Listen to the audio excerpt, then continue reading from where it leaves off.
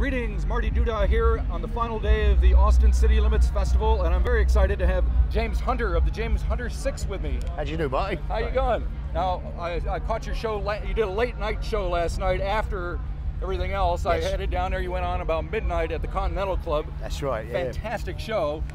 You must be exhausted. I am, yes.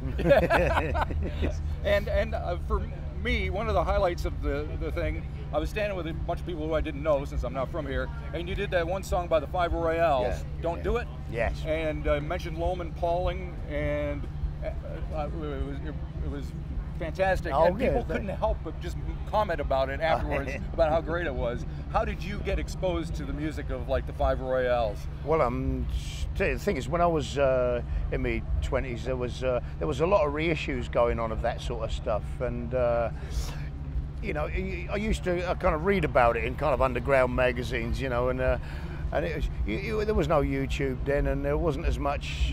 It just wasn't as accessible. You had to go to these dark little record shops in Southend-on-Sea, you know, and it took me years to finally hear Clive McFatter after reading about him, you know, and no, I was hooked. Once I did it, I was hooked. But you know, then they started reissuing the stuff. Yeah. And now you can get everything. You can listen to Clyde whenever you want to. Jackie Wilson, all those guys. You just hit the computer and here he's there. You know, kind of scary.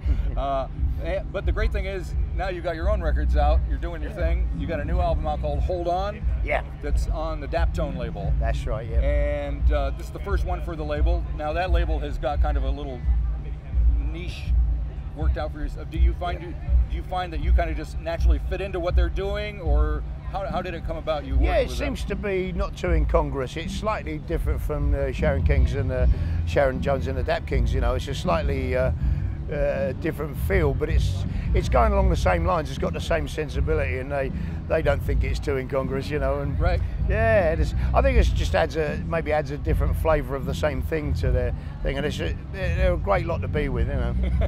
and I noticed the album is released in mono. Yeah. But you got all original songs, so you're not just covering old. Well, that was an accident. He hit the wrong button, but we made it a selling point after. You know? Excellent. So talk to me about the songwriting, because it's got to be. Is it difficult to write in that genre without kind of aping what has gone before? No, I mean, the thing is, when you're writing, you don't really write to a genre, really. That's all in the chords and the rhythm. So you can write anything, you know. You just whatever. This is a thing. Some people might think you have to approach it as if it's an old record, you know. Right. But it's not. It's just songs. It's songs about the everyday life, and you know, not always first-hand experience. You know, you just write about what you're thinking about, make it rhyme. Right. And then and whether it fits into you know, a soul sort of style is depending on what chord sequence and what drum beat you put behind it. That's all it is. It sounds simple. Yeah. And talk it's still hard work, though. A little bit about your band. I know all of you are from England except for one. You've got a guy from Philly on playing the organ, right?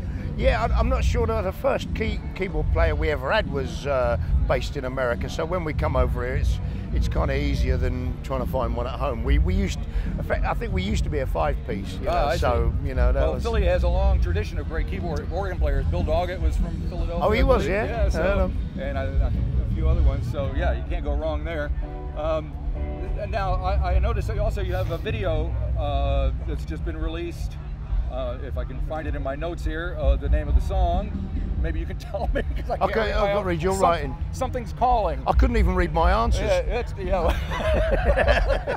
Something's calling. Yes, that's right. Yeah. Which is kind of shot in Colchester, which is where you're from, right? I think most of it is. Some of it's in London. When me and my late wife, you know, my previous wife, lived in Hanwell, so some's filmed on the canal just round there, and a lot of it's filmed in Colchester. And I think what I was thinking about when I wrote the song was the bit of a change of life I was having from leaving my job on the railway to go into the, going into music. And it was a kind of a big momentous thing for me. So I just wanted to catch the mood of that in the song without, you know, catch the sort of how I was feeling at that time without being too specific, you know. Right. What was life like growing up in that area? Well, it wasn't too bad. There was a bit of a scene going on. You could grab a couple of gigs at the odd places here and there, you know. And there was, well, I think there was only one promoter, and he's really disreputable, you know. But you could get a following round there, and it's become more cosmopolitan as time's gone on, you know, which is pretty good. I mean, you know, I think we were the last city in England to get a kebab shop. You know? So forward-thinking kind of. Yeah, it's gotten a bit more eclectic now, I think. Yeah. And the video itself has some archival footage of you back in the day, all the way. Well, not from back that time, because I didn't get me first 16mm camera till 2006, when I'd started making a couple of bob doing the music. I'd already left by then. Right. But you know, I did go back to Colchester and grab. I wish I'd filmed Colchester then, you know, before every shop had turned into an estate agent, you know. Yeah. Well, the times change. Yeah. Yeah, they do.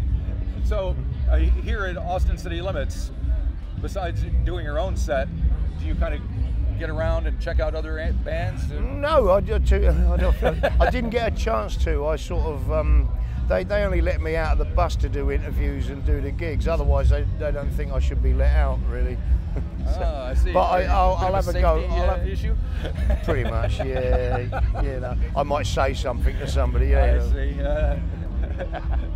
And you say you haven't been to New Zealand before? No, I haven't. Never have been. Because it seems like you would fit right in. Your stuff would go down very well there. You lived in Australia for a short time? I was in. We were on the, what do you call it? We were on that cheap scheme. My family were in 1970, when you could emigrate for about £5 quid. Right. But it cost us our life savings to get home again. Ah, but that was. They probably wanted you to stay. That was the whole Yeah, idea. I'm surprised. Really, that's a first, you know. well, you know, it was originally settled by criminals, so. It was, yeah. We had 4 more then. So what's the plan after the festival? Are you just hitting the road, or what's going on? Yeah, going home. Oh, I ain't lodged that, have we?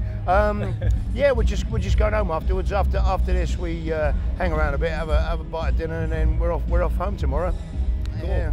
And I mean, obviously, we can talk about the kind of classic artists that you really are into. Yeah. Are there any contemporary artists that you kind of admire or? There are, but I don't always manage to catch their names, you know. I see. So, but I do have, you know, you hear the odd thing, the odd sort of hip hop thing that's.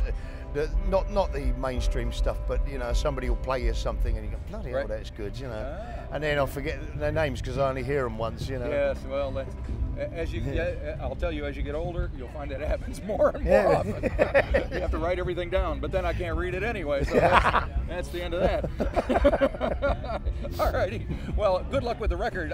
Like I said, the show last night, fantastic. We really enjoyed it. And yeah, I'm glad I got to see you. Please come down to New Zealand when you get a chance. Certainly will. All righty, very good. Thank you very Thank much, you. Marty. Cheers.